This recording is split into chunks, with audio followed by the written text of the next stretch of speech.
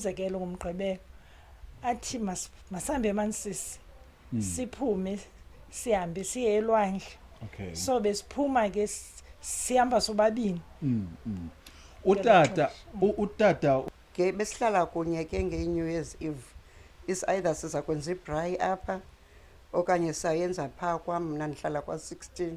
So usifundise iBhayibheli umalume, usikhulise ngeBhayibheli, usikhulise ngenkonzo, usikhulise ngothandaza.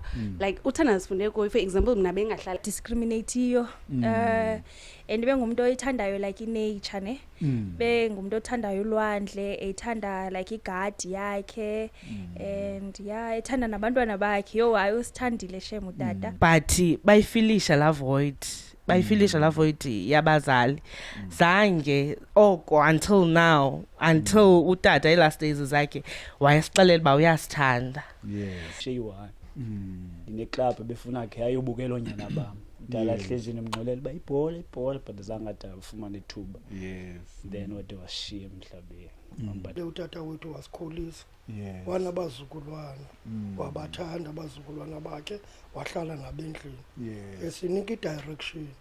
Ewe ke umntana ongumfana ukhe aphuncuke ngelinye ixesha ahambe indlela ethandwa nguye. Hashtag Mbathane.